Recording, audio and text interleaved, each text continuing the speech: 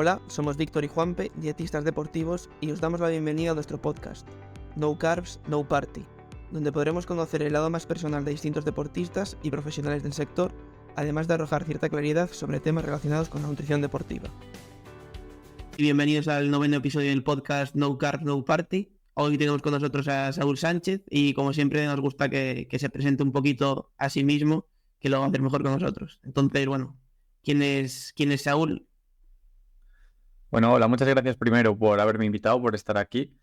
Yo soy Saúl y soy nutricionista de profesión y de titulación. Y bueno, muchas veces digo, y lo tengo dicho en redes sociales también, me dedico sobre todo a la nutrición deportiva, aunque también trato otras patologías, pero antes que nutricionista, incluso persona, me considero atleta. Entonces, bueno, me gusta compaginar siempre el deporte con que he adoptado como medio de vida con la profesión que yo tengo. Y ha sido algo, bueno, que ya iremos hablando, pero que a lo largo de mi vida me ha acompañado mucho y es pues siempre dos constantes, ¿no? Por una parte los estudios, luego el trabajo cuando tocó y la práctica deportiva, que me parece fundamental y que además en mi caso tengo objetivos particulares. Y bueno, me dedico un poco a eso. Profesionalmente paso consulta de nutrición, trato pacientes con diversas patologías o intereses y en mis ratos libres, entre comillas, pues estoy normalmente entrenando. Y bueno, hablando también de nutrición, que es lo que más te conoce la gente por redes sociales y demás, ¿cómo surgió esto de ponerte a estudiar nutrición y al final dedicarte a ello? Pues fue ligado al deporte. Mi intención en un principio era hacer ciencias de la actividad física y el deporte, pero bueno, por una serie de desavenencias en casa no se cumplió esa idea. Y entonces lo siguiente, me planteé varias opciones. Una de ellas era hacer medicina, porque la biología me gustaba, la fisiología, había cosas que me interesaban ahí. Pero bueno, al final tampoco no era algo hipervocacional, porque no había una rama que me llamase especialmente la atención y tampoco sabía si podía compaginarlo con el estilo de vida que llevaba a nivel de pues entrenar a diario y demás. También me metieron un poco de miedo en casa, diciéndome que bueno, llegar a la universidad habría que reducir las horas de entrenar, sobre todo si hacía una ingeniería o medicina o algo así. Bueno, y como me gustaba el tema de compaginarlo todo y además creía que la nutrición deportiva era una rama fundamental del rendimiento y justo se inauguró hace un par de años la carrera de nutrición en mi ciudad, pues tiré por ahí. Dije, bueno, voy a probar, si sale bien, si no, pues el segundo año me cambio a otra cosa que me llene más y nada, empecé y al final, pues aquí estamos. Y bueno, Sí, Víctor. comentabas lo de eso, que siempre tratas de compaginar también los estudios con el deporte. Si nos puedes comentar un poquito cómo empezó esa práctica del deporte y concretamente qué deporte es, el nivel al que lo practicas para que lo sepa un poquito más la gente. Vale, yo jugué a fútbol durante toda mi adolescencia, hasta los 18, 19 años, si mal no recuerdo. Bueno, pues como cualquiera, entrenaba 3 veces por semana, jugaba los partidos, o sea, pues a un nivel normal. Y a los 19 dejé el fútbol porque la atmósfera no me convencía mucho, me gustaba mucho como juego, me sigue pareciendo divertidísimo, pero bueno, toda esa atmósfera que había en torno al fútbol pues no era lo que más me agradaba a nivel de faltas de respeto en general o bueno, ciertas cosas. Y decidí que ya no me motivaba en exceso y quería probar otra cosa, entonces me interesaban las artes marciales. En principio pensaba en kickboxing o algo así, pero tampoco me entusiasmaba demasiado el tema de recibir golpes en la cara o la cabeza. Y tenía un amigo que practicaba Jiu-Jitsu y MMA y me dijo, a ver, el Jiu-Jitsu te va a gustar mucho, no llevas golpes, es un deporte sobre todo que se practica en el suelo, es a nivel de técnica, pero todo basado en el combate, hay competiciones y te va a gustar. El caso es que me llevó a mi primera clase, justo en ese momento había un chico brasileño que daba clases en mi ciudad y me llevó a una clase y desde ese momento pues empecé a entrenar 2 veces al día, todos los días hasta hoy. Y bueno, pues obviamente eso ha tenido una etapa de desarrollo, ahora hace casi 10 años desde esa primera clase y al principio pues fui iniciante como todo el mundo, ahora ya soy cinturón negro y estoy compitiendo pues al máximo nivel posible, entre comillas. El objetivo es ir al Campeonato de Europa este año, para ello tengo que clasificar, pero bueno, estamos hablando ya de nivel mundial. ¿Y cómo compagina? Porque al final estamos hablando del alto rendimiento. Dice que entrenas 2 veces al día, si no he escuchado más. Sí.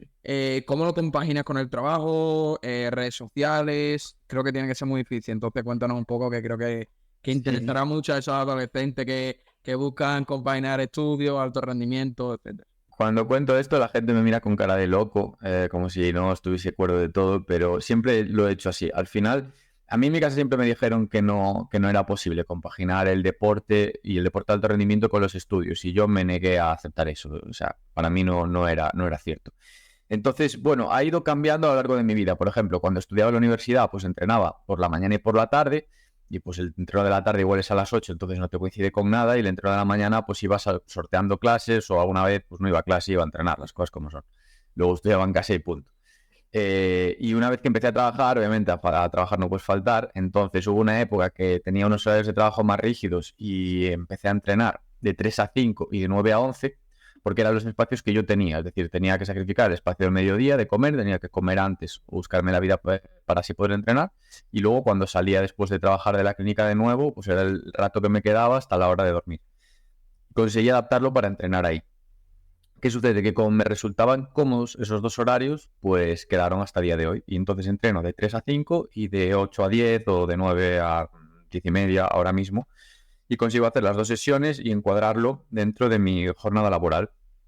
Trabajo por la mañana, descanso, o sea, como después para que no se me junte, descanso un poquillo, entreno, vuelvo a trabajar, vuelvo a entrenar y ya pues rutina de descanso, cama, dormir y demás que van a faltar. Y luego, bueno, comentabas eso, que cuando eras más joven y adolescente, que tuviste una etapa en el fútbol bastante larga. Hemos visto también, bueno, que has tenido experiencia como nutricionista en el Depor, en el Deportivo de La Coruña. ¿Cómo fue la experiencia ahí de trabajar directamente con los futbolistas? ¿Son disciplinados? Supongo que algunos sí, otros no. ¿Cómo es un poco el ambiente ahí? Sí, es una experiencia desde luego gratificante. Ahora que lo miras con distancia, sobre todo, bueno, es un tipo de trabajo en el cual es diferente porque no se parece probablemente a ningún otro trabajo que puedas tener. Las dinámicas son distintas, tienen sus cosas buenas y sus cosas malas también. Y desde luego, a ver, es una experiencia buena, y a la vez es una experiencia extraña que tu primer trabajo sea entrar en el deporte profesional, ¿no? Porque yo recuerdo también que en casa decía cuando empecé en nutrición, yo lo quiero orientar a la nutrición deportiva, y me dijeron, bueno, mejor a la clínica porque en deportiva igual no tiene salida. Y yo, que sí, que tiene salida seguro, si tú eres bueno seguro que tienes salida.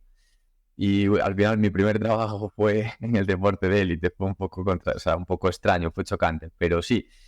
¿Qué pasa? La parte negativa, que yo no tuve a nadie que me enseñase. Es decir, yo llegué allí recién salido de la carrera, pues como sabéis, la universidad no te forma ni te prepara ni absolutamente nada, o sea, sales en pañales de allí. Y yo llegué y nadie me dijo, mira, aquí se hace esto, tienes que hacer esto. No, me dijeron, tú eres el nutricionista del primer equipo, búscate la vida. En un momento además en el que pues el club tampoco pasaba por su mejor momento. Ahora curiosamente están todavía peor, pero en ese momento era como el principio pues de los tiempos duros, ¿no? ¿Por qué? Porque era un equipo recién descendido, había mucha presión de ascender, dentro del club se notaba, y bueno, cualquier error penalizaba. Y yo, claro, al principio me equivoqué bastante, como cualquier persona, pues porque eres nuevo en el sitio, tienes que hacerte al lugar, tienes que comprobar y aprender las dinámicas de trabajo, tienes que aprender a trabajar, que no es lo mismo que aprender o que estudiar o que hacer cualquier otra cosa. Y claro, ahí aprendes a base de cañonazos, entonces o espabilas rápido o te comen los leones. Afortunadamente salió bastante bien y tuve un primer año satisfactorio a pesar de que los resultados deportivos no acompañaron. Un segundo que fue bueno también, y luego, claro, llegó la pandemia y ahí ya pues la cosa se empezó a complicar. Yo tuve que estar más tiempo en casa confinado porque como que mi trabajo no era especialmente esencial, se podía hacer a distancia, entonces eso también me apartó un poco de las dinámicas de equipo. Bueno, al final se enturbió un poco todo el proceso.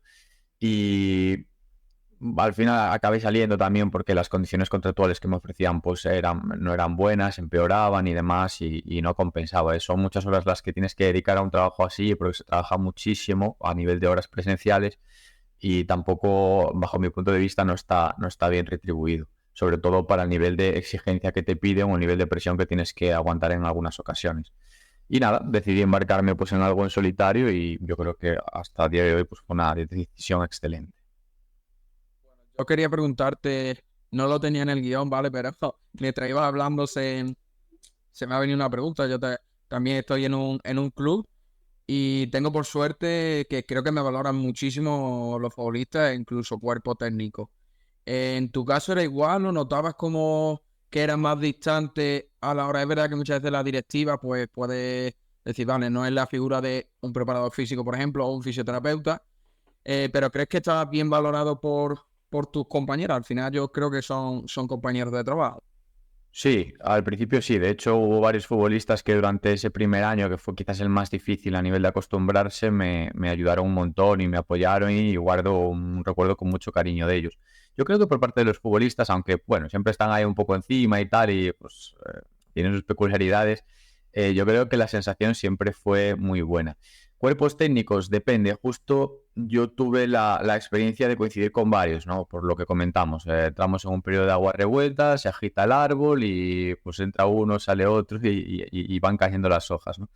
Y en la mayor parte de las ocasiones siempre estuve cómodo y yo creo que me sentí respetado y valorado. Lo dicho, al principio un poco menos, pero también es normal, porque pues ves a un chaval de 23, 24 años entrar y yo entiendo que como entrenador que tiene una presión sobreañadida en ese momento dirás, buah, me ponen aquí a este individuo que parece que todavía tiene que despertar, ¿no?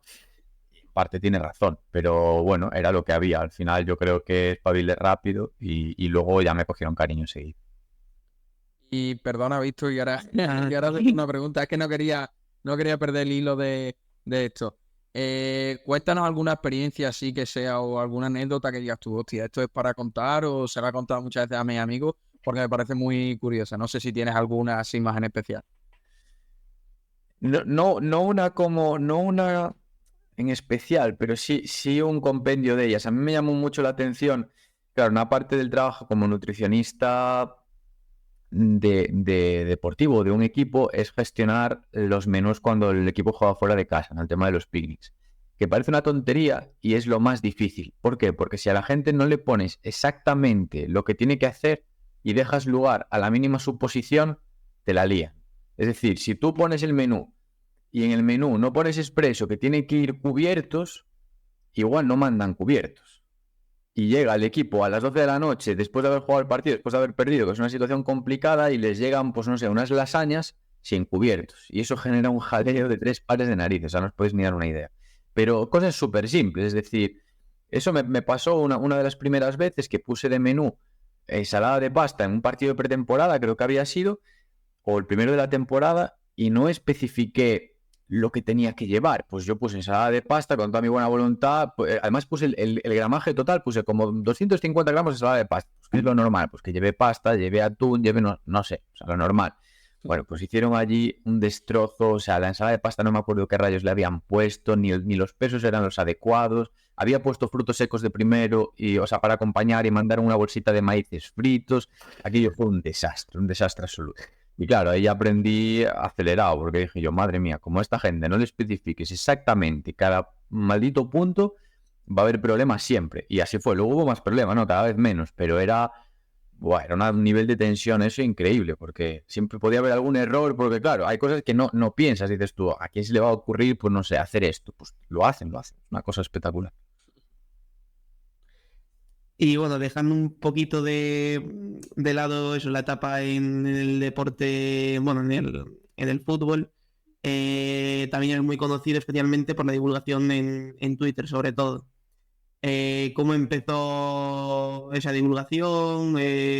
¿Por qué el interés por divulgar? Y bueno, cómo fue un poco todo. Pues es curioso, empezó estando yo en el deportivo. Realmente yo me hice Twitter porque a mí me gusta el tema de la economía y de las inversiones y demás, y me hice Twitter para seguir a los perfiles que me interesaban y aprender. O sea, no por otra cosa. Y no sé por qué me dio a empezar a escribir pues, alguna historia sobre nutrición, algún consejo así muy práctico. ¿Qué pasa? Como ponía que yo era nutricionista del deportivo y tenía la foto, entiendo pues que la gente que alcanzaba con esos tweets por una cuestión de algoritmo, pues a alguno le interesaba mi perfil por estar donde yo estaba. Y entonces me empezó a seguir. El caso es que cuando me di cuenta, pues tenía, no sé, 700, 800 seguidores, que eran muy pocos, pero para mí en aquella época me parecía un montonado. O sea, me siguen 800 personas, yo sigo a 100, porque a esta gente le interesa lo que yo digo, ¿no? Y pues me vine un poco arriba. Es decir, dije, bueno, pues puedo seguir haciendo esto porque veo que la gente me está empezando a seguir, pues porque vamos a darle caña. Al final no me cuesta nada poner un tuit o dos que ponía cada día, que tampoco eran los hilos que hago ahora, era pues, unos consejillos o alguna sensación, reflexión, algo simple, ¿no? Y la cosa pues hizo un poco de snowball, siguió creciendo, creciendo, creciendo y claro, llegó un momento en que ya tenía una repercusión importante, pues ya eran, no sé, 3.000, 4.000 personas las que, con el paso del tiempo, o sea, tardó, pero un trabajo de constancia y de hacerlo todos los días, porque lo hice absolutamente todos los días, pues llegó un momento que ya 4, 5, 6.000 personas ya me seguían, ya me respondían, ya manifestaban que les interesaba lo que yo hacía. Me preguntaban por privado, me abrían mensajes. Bueno, el feedback que recibía era mayoritariamente positivo y dije, bueno, pues vamos a hacerlo más y mejor. Entonces cada vez me empecé a esforzar más en ello hasta el lugar actual, ¿no? Pues que ha crecido un montón la cosa. Y hablando un poco de ello, bueno, has dicho que has tenido mensajes muy positivos. Obviamente, yo creo que todos seguimos a Saúl, su manera de divulgar, y creo que una de las cosas que mejor hace es que es muy sencillo y entendible para muchísimas personas. Pero bueno, también he visto que esto es como todo, y más cuando te vas expandiendo y conociendo a más personas, que has tenido a veces también comentarios negativos. ¿Cómo, no sé, cómo has afrontado eso? Porque muchas veces nos afecta a nivel, pues yo que sé, muy personal, que parece que es como que va muy a la persona y en verdad no es así, es personas que a lo mejor pues, bueno, no tienen una vida muy ocupada e intentan pues derrotar a esa persona. Cuéntanos un poco cómo has encajado eso. Tal cual. Yo creo que tengo la suerte de que este hate, al final todos recibimos olas de hate y cuanto más te expones, pues más vas a recibir. O sea, es así. La suerte es que fui quemando las distintas etapas. Entonces aprendí a gestionar esto muy bien. Yo creo que la primera ola de hate que tuve, la tuve con 1.000, 2.000 seguidores, una cosa así, que al final te están hateando, pues no sé, 70 personas. Entonces, bueno, pues 70 personas que te están insultando, que al final no conoces y la primera vez igual te afecta un poquillo y dices, la habré liado aquí o yo qué sé, ¿no? Pues te lo piensas. Y luego al final empiezas a ver, la mitad de los perfiles son falsos, luego hay algún bot, luego hay algún otro que está ahí sin pena ni gloria y demás. O que realmente te insultan a ti por motivos tipo, ¿por qué hablas de antidepresivos sin ser médico? Ya, una persona que seguramente hable de fútbol en la barra del bar sin ser entrenador. Pero, vale. Y te insultan a ti, o sea, no a lo que tú dices o al estudio que tú pones, porque al final yo casi todo lo argumento con ciencia. Te puede gustar más o menos la ciencia que yo coloco, pero si quieres rebatirlo, hazlo con ciencia. Y que lo vas a poder hacer en la mayor parte de los casos, ¿no? Pero este no es el modus operandi, sino que insultan a la persona. El caso es que como yo quemé todas estas etapas, pues al principio me insultaban 70, luego me insultaban 150, luego 2.500. Pues ahora, si me insultan 10.000, no me importa absolutamente nada, porque ya lo aprendí a relativizar. Entonces, digamos, mismo ayer, pues hubo una tocó por no sé qué, y lo que puse, que a una parte de la gente que lo lee, pues no le gustó, por eso, porque hablaba de psicofármacos, de antidepresivos, creo, sin ser médico, no sé qué, pues lo típico, el argumento. Bueno, pues si te gusta, genial, y si te gusta menos, pues te gusta menos. Al final, al fin y al cabo es mi perfil, es decir, yo puedo poner ahí lo que a mí me resulta interesante. Si a ti te ha ofendido, realmente yo no soy culpable de ello. Entonces, bueno, lo relativizo mucho y no, a día de hoy no me afecta en absoluto. También, Bueno, sí. yo que tengo otra pregunta ahí relacionada con las redes, ¿vale? Que creo que, bueno, que por lo que más se conoce a Saúl, entre otras muchas cosas, ¿vale? Pero creo que todos conocemos sobre todo a Saúl por Twitter. Eh, Muchas veces a todo el mundo le interesa, a nosotros también nos gusta un poco divulgar, lo que pasa que a lo mejor por tiempo o lo que sea, o incluso no le damos como el foco ese que tú le puedes dar. ¿Cuánto tiempo dirías que le dedicas a redes sociales? Bueno, al final casi siempre todas las semanas me vienes con un hilo muy interesante, publicaciones. ¿Cuánto tiempo sueles dedicar a ello? Porque creo que te lleva bastante trabajillo. Yo ahora publico 2 hilos al día, desde hace un tiempo, todos los días, y más algún tweet que me va surgiendo. En plan, los tweets que me van surgiendo son inspiración. Pues me viene y lo pongo. Y si me vienen 3, pongo 3. Y si me viene uno, pongo uno. Tampoco me como mucho la cabeza con eso. Los hilos sí son más trabajados y me suele llevar... ¿Qué pasa? Uno es buscar el artículo que voy a compartir, porque al final yo al día me puedo leer 5 o 7 papers. Me los leo enteros para ver cuál me gusta más y cuál comparto. Pues el comparto el que me gusta más, ¿no? Normalmente. ¿Qué pasa? Que tampoco no todos los días salen papers en las revistas o no todos los días salen papers que me interesen. Pues hay algunos que no entiendo o otros que no tienen nada que ver. Entonces quizás lo que más me lleva es decidir de qué hablo hoy. Una vez que tengo los 5 o 7 papers seleccionados, no me lleva mucho, porque más o menos pues ya tengo claro a dónde tengo que ir, la lectura que hago ya no es una lectura hiper profunda, por supuesto, no te da tiempo a leer 7 papers con detalle, analizando cada cuestión, pero bueno, ya lo tengo optimizado. Digamos que le dedico al día entre 45 minutos y 1 hora en escribir los 2 hilos. Esto todos los días por casi 4 años que llevo, entonces podemos echar los cálculos. Han sido todos los días, creo que solamente una vez no puse hilo. Entonces, bueno, hay muchas horas detrás, claro. Y luego responder a la gente, porque al final hay un trabajo después de... Yo respondo y además respondo rápido. Si veo la notificación la contesto y pues eso, responder a la gente que hace comentarios, los destructivos ya no los respondo, pero el resto sí, o responder a la gente que te escribe por privado, pues que a veces es bastante, que uno te hace una consulta, el otro te cuenta una historia, bueno, lo que sea, ¿no? Yo respondo a todo el mundo que no falta el respeto, que no hace un comentario destructivo. Y es tiempo también, claro. Y luego, bueno, además de escribir los hilos, de leer papers, de pasar consulta y de entrenar, también has sacado tiempo para escribir un libro que hemos visto, que se llama Cómo morir joven lo más tarde posible.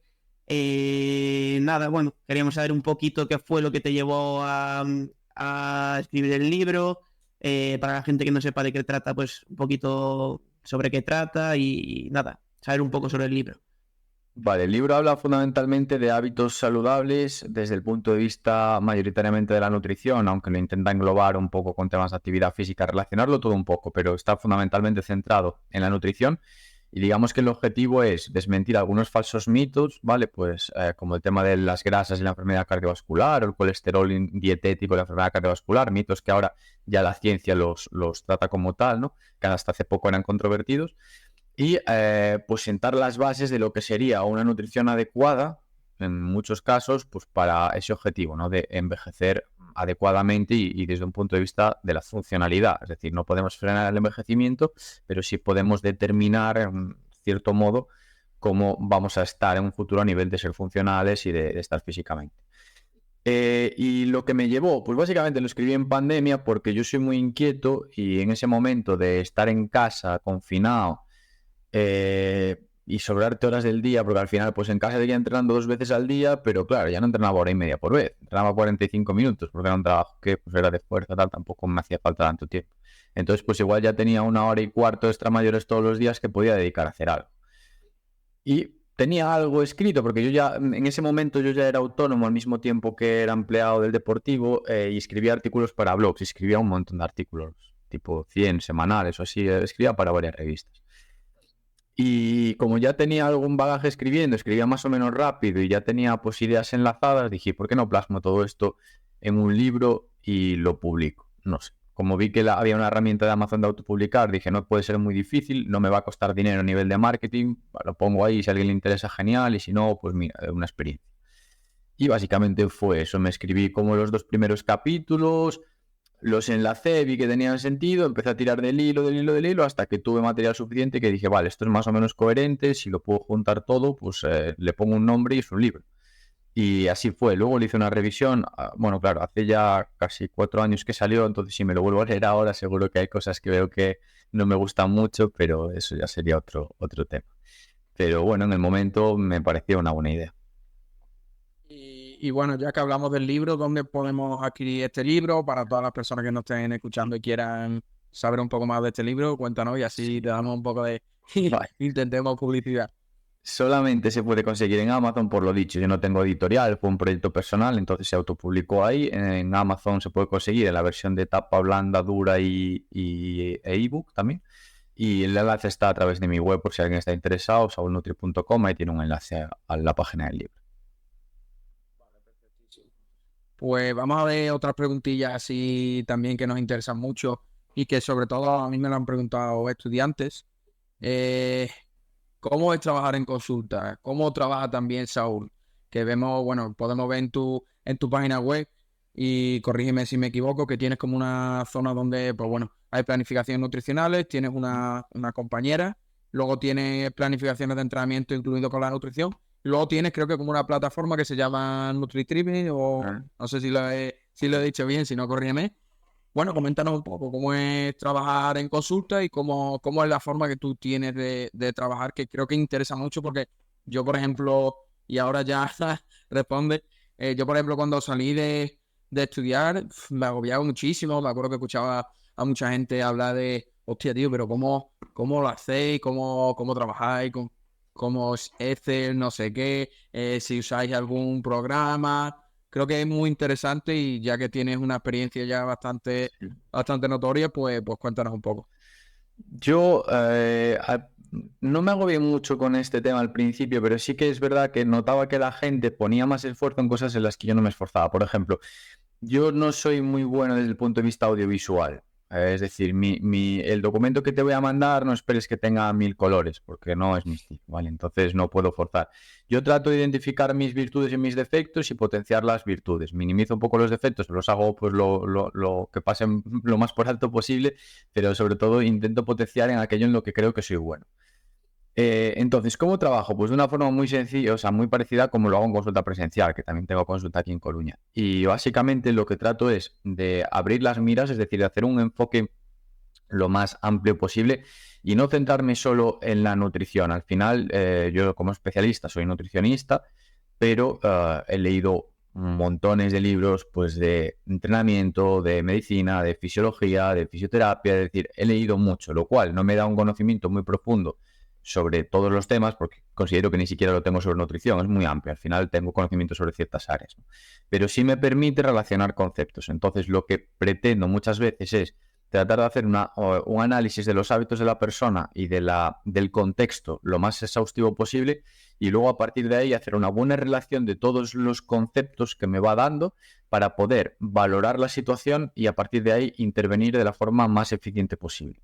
Entonces yo lo que busco es eso, es ser eficiente, es decir, hacer la mínima intervención para conseguir el máximo impacto. Que esto es algo que me aprendí bueno, el fisioterapeuta que era mi jefe cuando trabajaba en el deportivo, que, bueno, fue algo que me explicó, porque yo al principio tendía un poco lo contrario, ¿no? De querer ser quizás muy puntilloso, decirle a la persona exactamente lo que tenía que hacer y me dijo, a ver, la mayor parte de las personas no están dispuestos a un nivel de implicación tan alto. Entonces tú tienes que diferenciar quién quiere implicarse tanto y quién no, y a la persona que no quiere un nivel de implicación tan alto, que probablemente sea la gran mayoría, tiene un problema y quiere una solución sencilla, ofrecerle el mejor de los impactos con la mínima de las intervenciones. Entonces eso es, en líneas generales, lo que trato de ejecutar. Luego, cuando te viene un atleta profesional, obviamente la cosa cambia. O cuando te viene una persona que tú ya ves que tiene un nivel, pues tiene unos objetivos muy determinados. Y básicamente es como intento abordarlo, siempre desde el punto de vista pues, de abrir el abanico, ¿no? Preguntar por el descanso, preguntar por la actividad física, preguntar por la alimentación, preguntar por las relaciones con el entorno, preguntar por la exposición a la luz solar y a partir de ahí darle una valoración al problema lo más objetiva y amplia posible y atacar los puntos que me parecen más críticos de forma progresiva y sencilla. Y, por ejemplo, con el tema de los menús también tengo ahí una guerra interna porque, claro, a mí me llama la atención que muchas personas que son nutricionistas se centran mucho en los platos, es decir, en las preparaciones, como si fuesen cocineros. Y yo es algo que digo mucho, de hecho lo tenía al principio en la bio de Instagram. Yo no soy cocinero, yo soy nutricionista. Es decir, de hecho, yo no cocino especialmente bien. Me gusta cocinar, pero no soy demasiado bueno. Pero mi trabajo no es enseñarte a preparar comidas. Mi trabajo es enseñarte a nutrirte de forma adecuada, ¿no? Entonces mucha gente yo creo que pierde gran parte del tiempo aquí en hacer unos menús con unos platos súper vistosos que luego no se van a elaborar y eso no tiene adherencia ninguna porque te lleva mucho tiempo y se centra y se olvida de lo fundamental, que es, oye, ¿cuál es tu problema nutricional y cómo lo solventamos para conseguir el objetivo que te marcas?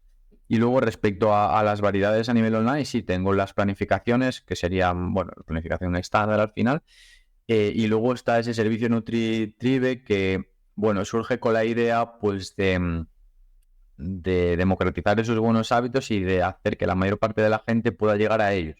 Es un servicio obviamente mucho más asequible, mucho más sencillo, pero que lo engloba un poco todo. Engloba la planificación nutricional, engloba una planificación de entrenamiento medida con mesociclos, microciclos, con diferentes objetivos. Engloba la formación, porque a través del grupo de Telegram, donde también se puede interactuar, pues se comparte información semanal y formación. Entonces, digamos que es un poco un compendio de todo este paquete de buenos hábitos envuelto para aquella persona que no ha tenido contacto con ellos o falla en más de una de las patas de la mesa y que pueda, pues poco a poco, empezar a corregir y a concienciarse de su importancia. Muy bien explicado y cualquier persona que quiera contratar los servicios de Saúl, que es un gran profesional, pues obviamente le invitamos a que lo haga. Y a día de hoy, bueno, además de pasar consulta, tener el servicio de NutriTribe, de las redes sociales, ¿tú sacas algún beneficio o es simplemente compartir información, pues bueno, por querer divulgar y porque te gusta lo que haces? Obviamente la gente te acaba conociendo más y va a contratar tus servicios porque te va conociendo. Pero en sí de lo que es la divulgación, ¿sacas algo o es simplemente eso, por tener un poco más de alcance también? Ahora que paga Twitter, me ha pagado por estos 2 meses $60. Entonces, es lo que he sacado. Por 1 hora del día, todos los días, durante los últimos 4 años. No, de la divulgación y de la petanga no se puede vivir. Pero no directamente, pero sí de forma indirecta. Al final es eso, a mí me llega, me conoce mucha gente gracias al trabajo diario que yo hago.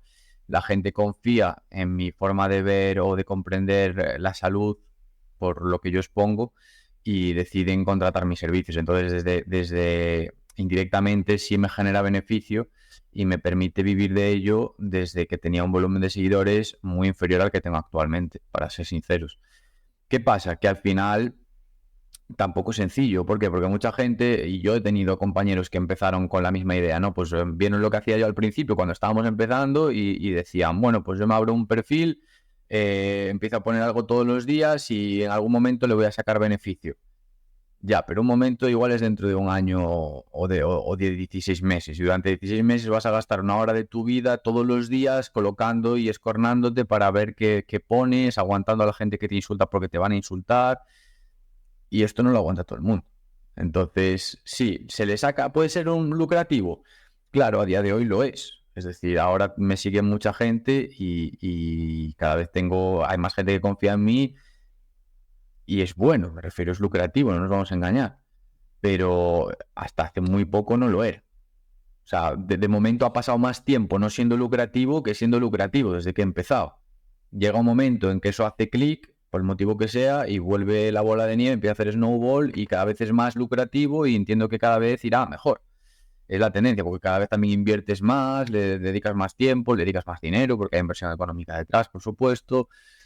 Y bueno, pues es un poco esa retroalimentación positiva, pero hasta llegar a ese punto hay un nivel de disciplina que la mayor parte de la gente no está dispuesta a soportar. Entonces, digamos que eso es un poco lo que marca la diferencia. Y porque yo ahora tengo una comunidad grande y el resto de las personas que empezaron conmigo, que yo conocía o que no, que veía en Twitter cuando yo empezaba, no han llegado, algunos lo hacían mejor que yo, O sea, yo no tengo ninguna característica especial en esto más que yo pico piedra a un nivel increíble. Es decir, a mí, si yo tengo una idea de tirarme esa idea, es mejor que no lo intentes, porque no lo vas a conseguir. Yo me tengo que chocar yo solo con el muro y ver que no puedo con él, y aún así lo voy a intentar, ¿no? Pero si no es por eso, yo no estaría donde estoy ahora, a nivel de comunidad o a nivel de impacto, no lo estaría. Entonces, ahí se puede, sí, se puede. Si estás dispuesto a asumir el peaje, claro que se puede, por supuesto. Y bueno, hablando también un poco del tema anterior, también de las planificaciones nutricionales y demás, ¿qué precio crees tú que sería el óptimo? ¿Vale? Esto es una pregunta que tiramos ahí nueva, que es algo muy, muy difícil de saber, que es dependiendo del profesional que tengamos. Pero, ¿qué precio le pondrías a la planificación? Porque hemos visto como la típica empresa que te tira los precios a 10 euros, que obviamente quien sea una mejina sabihondo sabe que no que eso no vale absolutamente para nada. Como personas que por tener el nombre, yo creo que suben demasiadísimo los precios. No sé si, obvio, esto cada uno hace lo que quiera con su trabajo y mucho menos cuestionarlo. Pero bueno, más o menos, ¿cuál crees que sería un precio lógico para una planificación nutricional? Yo Aquí, bueno, algo que he aprendido un poco desde que al final eres autónomo, eres un pequeño empresario, ¿no? Y tienes que pues, aprender los términos del sector y toda esta historia pues, que es necesaria. Y algo que he leído en muchos libros y que gente que sabe más que yo y que está más metida en el mundo de las pymes y demás comenta es que tú tienes que dar siempre más valor del precio que pides, un poco más, ¿vale? Entonces yo no pondría un precio porque al final tú puedes cobrar 50 euros al mes por una planificación y que eso sea, y que estés dando más valor que lo que pides, que son 50 euros, o puedes hacer lo mismo con 850 euros al mes. Vale, o sea, eso depende mucho. Es como el que te ofrece, no sé, una campaña de publicidad, que ahora está muy de moda. Te puede pedir 100 euros y que retorne 50, entonces estás perdiendo dinero, no te interesa, o te puede pedir 2.000 euros, que hay gente que lo hace, y que te retorne 10.000. En ese caso no es caro. Pues esto 3/4 de lo mismo. Aquí hay varias cosas que tendría en cuenta. Primero, el nivel de formación. Y con formación no me refiero a títulos, ¿vale? Porque como dije antes, yo cuando salí de la carrera, pues estaba en pañales. Claro, estaba en pañales. Yo no le podía, claro, no le podría cobrar 100 euros al mes a una persona al salir de la carrera porque haría el ridículo, ¿vale? Entonces, a día de hoy yo me veo con posibilidad de cobrar 100 euros al mes por una planificación o 150 y saber que estoy dando más valor del que recibo, del dinero que yo pido. Yo tengo esa sensación y mientras la tenga yo puedo poner el precio por arriba pues que considere apropiado. Otra cosa es que la gente lo quiera pagar o no. Pero no voy a sentirme deshonesto ni voy a sentir que estoy faltando al código deontológico. Es decir, pues doy más de lo que pido. Hasta ahí todo correcto. No me parece algo malo, ¿no? Pero claro, tienes que ser consciente de eso, del nivel de formación, que al final son todas esas horas que yo invierto poniendo hilos en Twitter, son horas que me estoy formando, porque me he leído 7 papers. Al final estás aprendiendo. Pues si vas a cursos o haces prácticas con alguien o aprendes de o tienes X experiencias, que no tienen por qué ser solo nutricionales, al final, pues hay muchas cosas que pueden hacer que el servicio que tú das sea mejor, ¿no? Pues todo esto suma. Y luego está, por supuesto, la experiencia del cliente. Es decir, yo no, por ejemplo, cuando empecé con la primera web que tuve, pues que con lo mismo, estaban pañales, pues porque es mínimo producto viable, ¿no? Era una web muy sencilla, que al final tú comprabas y yo después te tenía que hablar automáticamente. Pues no puedes pedir el mismo precio por esa experiencia de usuario que lo que puedo pedir ahora, que la web está mucho mejor, que tú contratas la planificación y te llega un enlace a un calendario donde automáticamente reservas tu cita, que todas esas cosas que parecen muy sencillas, detrás tienen un curro increíble. O sea, que no es nada fácil hacer eso y no te das cuenta de lo difícil que es hasta que no intentas hacerlo. Es muy complicado. Y además, luego, pues toda la inversión en todo eso. ¿Por qué? Porque montar una página web cuesta X. Eso se refleja en el precio después del servicio que tú vendes, porque al final vendes un servicio. Lo que inviertes en publicidad cuesta X. También se tiene que reflejar. Todo lo que tú haces de campaña de marketing o todo lo que tú... Entonces, son cosas que van añadiendo valor al servicio, que no solo es resolver el problema, que también, que es la parte central, pero luego hay una parte de experiencia del cliente. Entonces, yo creo que todo esto suma y que al final tú tienes que hacer un balance y decir, vale, mi servicio, yo doy este valor, que lo puedes cuantificar en euros si quieres, pues yo doy un servicio de un valor de 250 euros al mes y te estoy cobrando 150. Perfecto, está saliendo, yo creo que adecuado. Lo que no puedes hacer es lo contrario, porque eso sería estafar a la persona. Bien aplicado. Y nos ha quedado Totalmente, ¿no? claro, claro. Y bueno, también eso, cuando haces distinción entre personas que, digamos así, como de nutrición más general y deportistas de mayor nivel. En ese caso entiendo que también, al ser el trabajo normalmente, bueno, a priori puede parecer mayor en los deportistas. ¿Haces distinción ahí, por ejemplo, en precios de planificaciones y demás?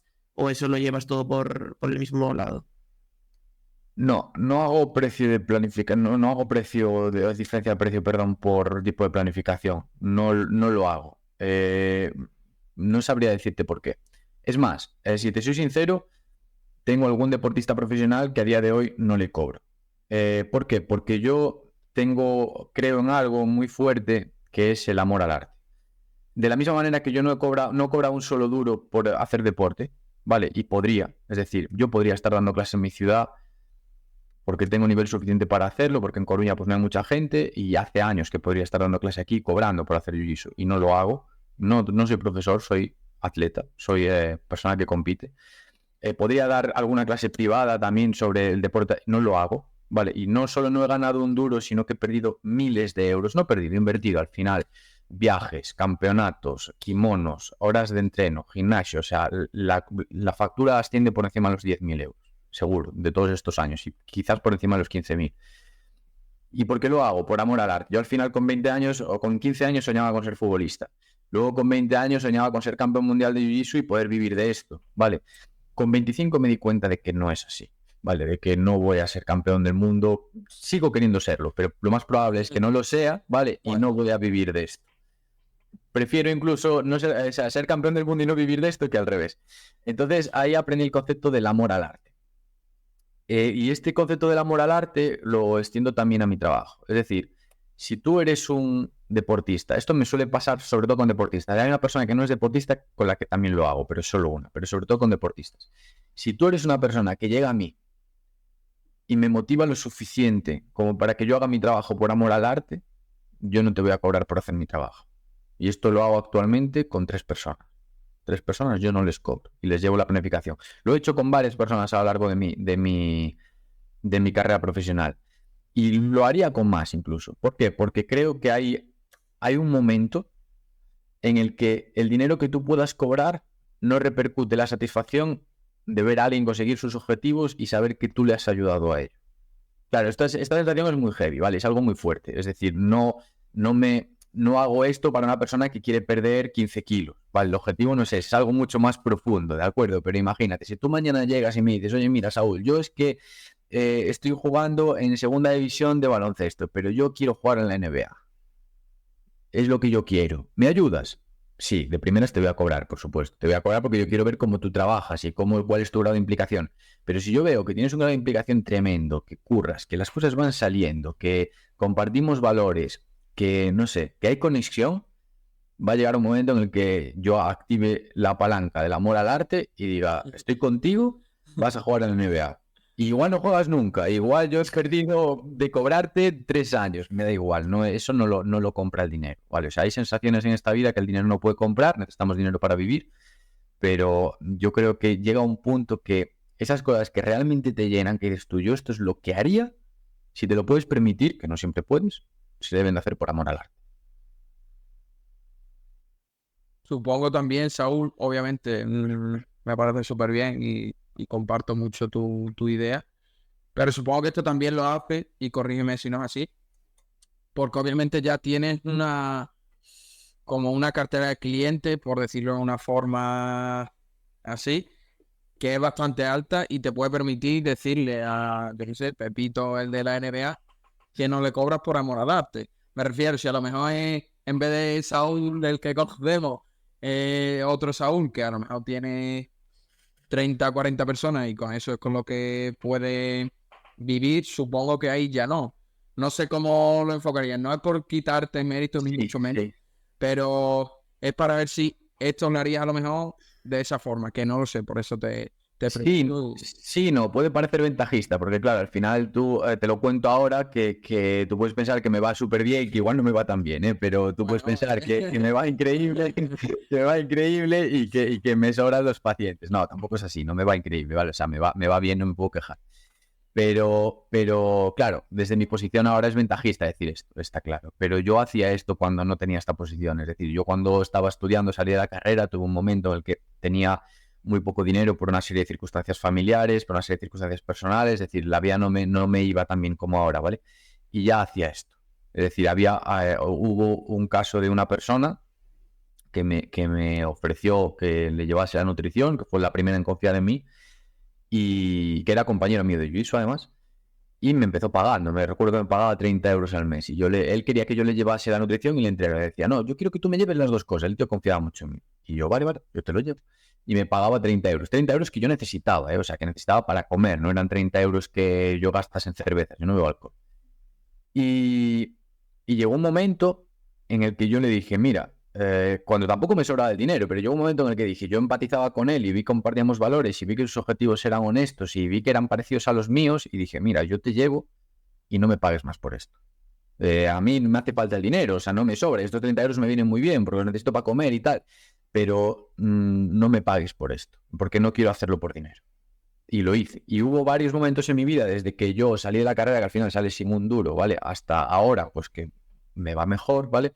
En el que yo lo he hecho. Entonces no es algo que haga por dinero, porque como te digo, lo hago con el Jiu-Jitsu también. Es decir, yo gasté más dinero, gasté mucho dinero, tuve que quitar de otras cosas para gastar dinero aquí, porque al final no tienes para todo, por puro amor al arte, y a día de hoy lo hago incluso. Es decir, tengo ahora planificadas competiciones en las que voy a gastar dinero en ir por la idea de clasificarme al Campeonato de Europa porque necesito unos puntos. No voy a sacar nada limpio de eso más que amor propio, no más que esa satisfacción de haber conseguido mis objetivos.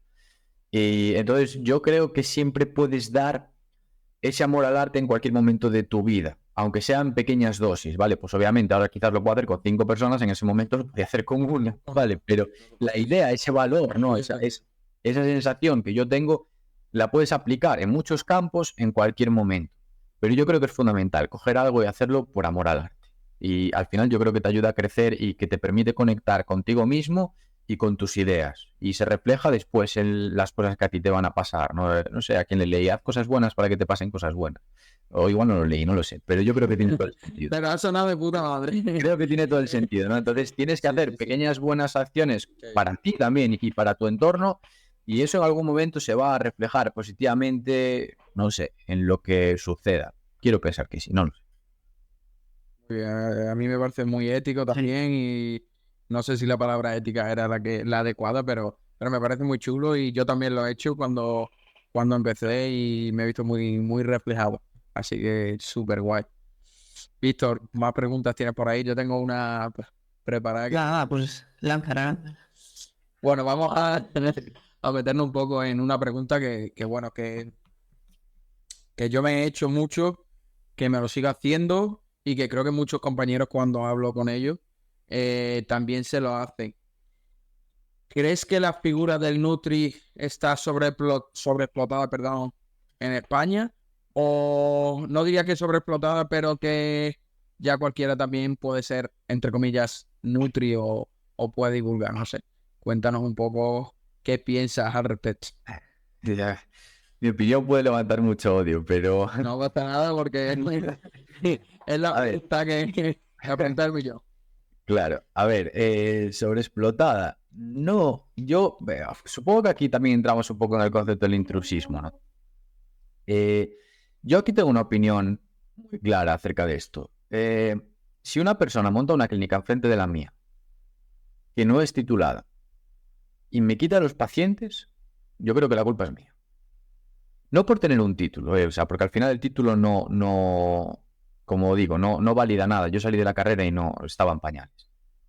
Sino porque creo que al final, si yo tengo un título y es porque focalicé lo que yo quería hacer en eso, tengo que ser capaz de defender esa carrera que yo tengo detrás. A día de hoy, yo pues voy a mi clínica presencial. Si alguien monta una clínica enfrente, yo tengo la certeza de que soy mejor. No quiero que esto suene a exceso de vanidad, ¿vale? Pero me refiero, jolín, hay muchas horas que yo tengo detrás haciendo esto.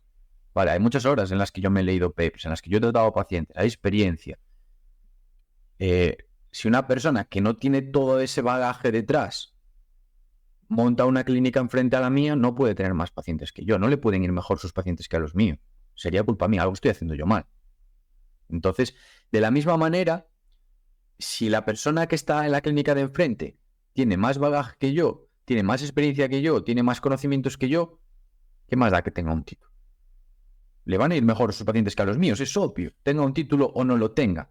Entonces, claro, el título, yo esto lo discutí con un par de amigos varias veces. El título al final es una herramienta de la cual no podemos prescindir a nivel social. ¿Por qué? Porque es un primer cribado.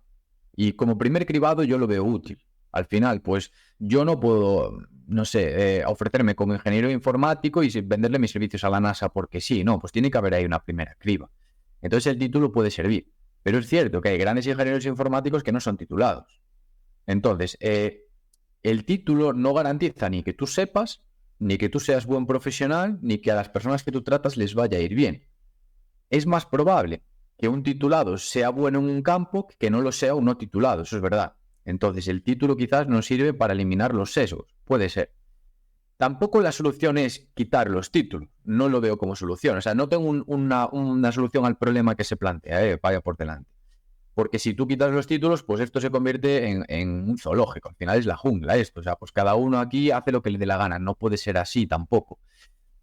Pero no te sabría explicar cuál es el modelo, pero tampoco creo que haya una sobreexplotación. Es decir, si tú eres capaz de hacer mejor que yo mi trabajo, hazlo. Me da igual que tengas un título o que no lo tengas. Hazlo. Para empezar es bueno para mí, porque ahí yo tengo dos opciones. Una, decir, vale, pues yo no valgo, e irme y abandonar. Entonces, bueno, pues uno menos para repartir la fruta. O tengo una opción número 2, que es la que yo tomaría, que es decir, que tú vas a ser mejor que yo. Olvídalo. Currar el triple hasta que sea mejor que tú. Esa es mi opción, ¿no? Por mi mindset, por mi forma de entender la vida, porque soy una persona competitiva. Al fin y al cabo soy un atleta, compito, ¿no? Entonces es como yo lo veo. En ese caso, si tú eres mejor que yo y montas una clínica enfrente a la mía y te va mejor, a mí me vas a hacer mejorar. Me da igual los títulos. Me vas a hacer leer más, aprender más, tratar mejor, romperme la cabeza en qué narices no estoy haciendo bien. Y ten por seguro que por lo menos voy a igualar el nivel. A no ser que me sobrepases en talento, lo voy a igualar. Por esfuerzo no va a quedar. Entonces creo que eso es bueno, por una parte. Por otra, es peligroso porque al final, pues esto permite que a una persona que no tiene título abra una clínica, dejando la legislación a un lado, y que lleguen personas que al final sean engañadas porque el tratamiento no fue bueno y les fue peor. Sí, tiene ese riesgo también. ¿Cómo discernimos ese riesgo? Difícil, pero también te puede pasar con un titulado. Puedes ir a la consulta de una persona con título que no sea buena y que te vaya mal. Entonces tampoco el título te asegura esa ausencia de ese riesgo. Como digo, es un problema complejo. Yo no tengo la solución al problema. Yo lo único que te puedo decir desde la más sincera honestidad es que si eres muy bueno haciendo algo, tienes mucho esfuerzo detrás o crees que puedes serlo, que lo hagas. Y tengas el título o no, vete para adelante. Malo será. O sea, en algún momento llegarás a ser muy bueno. Totalmente de acuerdo con eso. Obviamente, No, yo bueno, también sí, nada, que con ese tema también está en la nutrición, sobre todo que pasa mucho, pues el tema de los precios y de cuál es el resultado. Igual tú, es una persona que busca perder peso, muchas veces esa persona, para ella un buen resultado es perder mucho peso en poco tiempo. Y entonces a recomendar y tal, y simplemente esa pérdida de peso pues no está siendo óptima y está jugando con la salud. Pero para ella el resultado bueno es el peso y le da igual que esté comiendo solo, yo que sé, imagínate 1000 calorías y gasta mucho más y al final es un déficit muy agresivo. Tienes toda la razón del mundo, pero ¿sabes qué pasa? Yo creo que ahí el problema es educacional, el problema es mucho más profundo, porque tendemos a esperar unos resultados increíbles con una tasa de esfuerzo muy bajo o por la vía rápida. Y este problema no es un problema de títulos, no es un problema de planteamiento, es un problema de educación, de que las cosas no funcionan así. Volvemos a lo que te digo yo antes. Llevo 4 años todos los días dedicando 1 hora en mi vida a poner cosas en Twitter. Por eso ahora tengo la comunidad que tengo. Es decir, no hay vía rápida para eso. Y si la hay, no va a salir bien, ya te lo digo yo ahora. Entonces, al final, eso es una cuestión de, pues volvemos, de mindset, de cabeza. Y el título quizás no nos permita solucionar ese problema. Sí, desde luego. O sea, el tema no es el título, sino es pues la propia ética de la persona o qué valora la gente como un buen resultado realmente. Yo ahí pondría por encima los valores al final. Pues la persona que actúa como profesional tiene que tener unos valores bien definidos y tiene que ser honesta, tiene que ser ética, tiene que respetar el código deontológico, tiene que ser sincera, tiene que tratar de ser, tiene que tratar de ser responsable consigo mismo y con el trabajo que está desempeñando. Y a partir de ahí, si desarrolla eso con esfuerzo, desarrolla eso con la intención de mejorar y con la intención de dar un buen servicio a la gente que va a su consulta, bien, o sea, pues al final es una cuestión de tiempo, lo dicho, yo trabajo mejor ahora que cuando empecé. Y tenía un título cuando empecé y lo tengo ahora. Entonces, claro, es un problema complejo, ya te digo, yo no tengo la solución, pero es un poco como yo lo veo, no te sabría decir cómo solventar. Vale, bueno, no sé si tiene alguna pregunta más, Juanpe. Bueno, ahora mismo. para ir terminando, nosotros siempre nos gusta también que el propio invitado sea quien recomiende o crea que a quien le podría gustar venir al podcast para hacer nuevos episodios. Entonces no sé si te viene alguien a la mente o qué piensas. Uf, ahí me parecen entre las... No tiene por qué ser nutricionista, ni, o sea, puede ser eso, simplemente algún tema de interés. Nosotros siempre intentamos, en cierto modo, relacionarlo en algunos aspectos con la nutrición, pero eso no tiene por qué ser un nutri. Totalmente.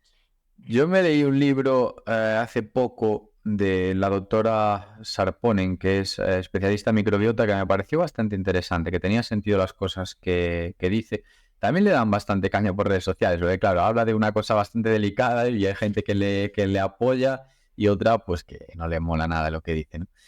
Pero a mí cuanto menos me pareció interesante. Y luego si hay otra persona que ya tiene salido en algún podcast en Twitter, que yo he colaborado con él, Anticulturista, que está muy bien lo que expone, no porque tenga más o menos razón, sino porque es diferente a todo lo demás. Y yo creo que aquellas personas que dicen algo distinto se las debe de escuchar. Después tendrán razón, no tendrán razón a medias, tiene sentido, no tiene sentido, pero si alguien dice una teoría diferente y es capaz de argumentarla, por lo menos merece que los demás nos paremos a reflexionar sobre ella. Y este chico dice cosas que los demás no dicen. Y yo le leo mucho y me parece interesante y creo que puede aportar valor en muchos lugares. Ambas personas. Así que nada, Saúl, muchísimas gracias por haber venido al podcast, por haber invertido tu tiempo con nosotros. La verdad que estamos muy, muy agradecidos y seguramente pues a todos los oyentes le vaya a gustar muchísimo el podcast. Perfecto, muchas gracias a vosotros. A ti, Nau. placer. Hasta aquí el capítulo de hoy. Esperamos que os haya gustado. Puedes encontrarnos en Instagram en @nutri.action_y @juanpsánchez nutrición.